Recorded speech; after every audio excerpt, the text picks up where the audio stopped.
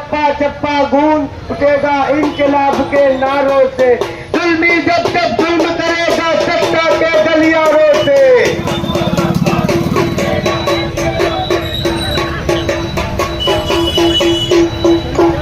सहयोग आंदोलन ये नाम देने का मकसद ये है कि इलेक्शन कमीशन जो एसआईआर का सर्वे कर रहा है उसका मकसद कुछ भी हो, मगर सहयोग इलेक्शन कमीशन और आवाम का होना चाहिए। इसी के साथ साथ अगर सिस्टम की कोई गलती है तो इस देश में हमेशा सिस्टम की गलती पर उसे सही करने के लिए अधिकारियों से बात की जाती है, मगर इस मुल्क में और हमारे अपने शहर में एक हुकुमशाही जैसा राज चल रहा है।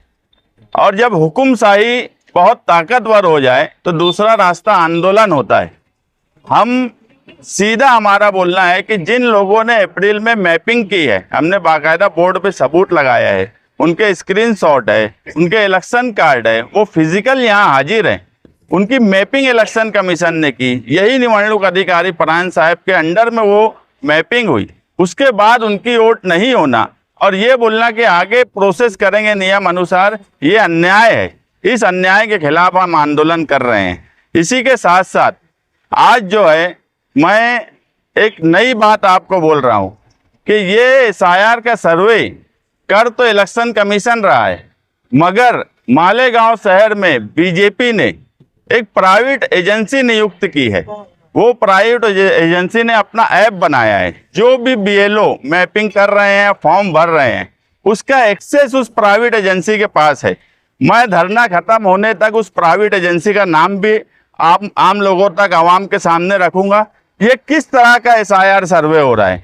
अगर मैपिंग होने वाले लोगों का आज नाम नहीं है तो कल क्या गारंटी कि जिसका एक्सेस जो सिर्फ निवडणूक अधिकारी के पास रहना चाहिए, वो भी निवडणूक अधिकारी महाराष्ट्र के निवडणूक जो कमिश्नर है इसके इलेक्शन के, उनके पास वो जो एक्सेस होना चाहिए वो प्राइवेट एजेंसी को कैसे दिया गया? प्राइवेट एजेंसी ऐप कैसे बना रही है? और वो प्राइवेट एजेंसी तय करेंगी क्या कि किसकी वोट होना चाहिए, किसकी नहीं होना चाहिए? ये बात तो सीधी है कि पार्लियामेंट इलेक्शन जो 2024 में हुआ और जो मुल्क के हालात ये 2-4 महीने में बने हैं, इन हालात में मोदी सरकार को ये लग गया है कि लोकशाही में वो जिस तरह से हुकुमशाही कर रहे हैं, अवाम इसको पसंद नहीं कर रही है और अवाम का रुझान कहीं ना कहीं गुस्से और नाराजगी का है।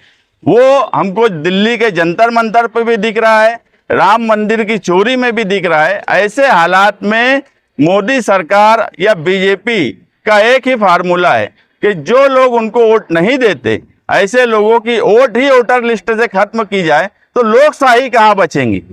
जब हमारी वोट, जिससे हम सरकार चुनते हैं, जिससे हम सरकार बनाते हैं और सरकार गिराते हैं, वो अगर सरकार में बैठी बीजेपी तय करेंगी तो ये इलेक्शन कमीशन के लिए शर्म की बात है। मैं इतने दावे से बोल रहा हूं, इलेक्शन कमीशन यहाँ का निवडणूक अधिकारी चाहे तो मुझ पर केस करे। मैं गारंटी से बोल रहा हूं कि प्राइवेट एजेंसी को ऐप दिया गया है निवडणूक अधिकारी का और उस एक्सेस से हमारे शहर का सर्वे किया जा रहा है। ये बहुत गंभीर आरोप है जिसकी चौकसी होना चाहिए। और एसआईआर का सर्वे जो है वो एकदम साफ और क्लियर इलेक्शन कमीशन ने करना चाहिए। जो लोगों की वोट है, जिनकी वोट हक है,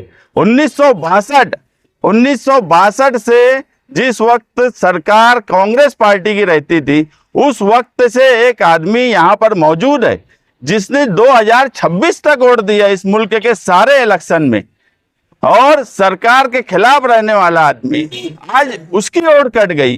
तो कितनी शर्म की बात है इलेक्शन कमीशन के लिए जो बीजेपी के अंडर में काम कर रही है। हम इसलिए ये आंदोलन कर रहे हैं कि कल फॉर्म भरने के बाद भी क्या गारंटी है कि हमारे यहाँ की वोट नहीं कटेंगी।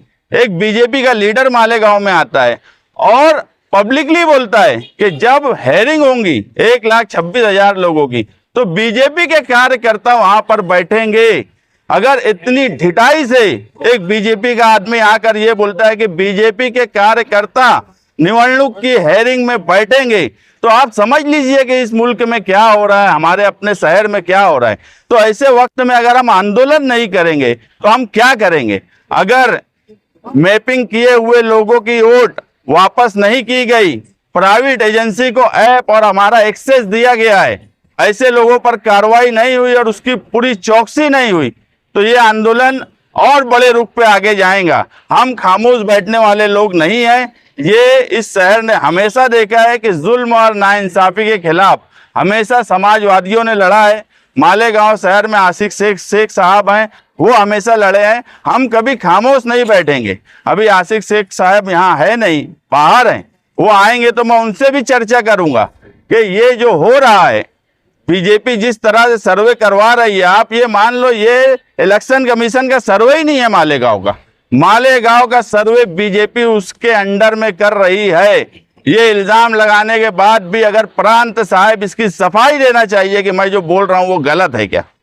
तुबा कॉस्मेटिक कंप्लीट स्किन सॉल्यूशन आपके लिए लाया है धूप से बचाने वाली डे क्रीम, सौंले चेहरे को गोरा करने वाली नाइट क्रीम, फुंसियों के लिए TC skin cleaner and serum, सर्दी में जिल्दों को ताजा रखने वाला मॉइस्चराइजर, 7 दिनों में गोरा करने वाली क्रीम, आंखों के नीचे कालापन को दूर करने वाला टीसी डार्क वे सीरम, हाथ और गर्दन का कालापन दूर करने वाला साबुन। हमारा पता याद रखें, कुसुम्बा रोड, औलिया मस्जिद के सामने, तुबा कॉस्मेटिक कंप्लीट स्किन सॉल्यूशन।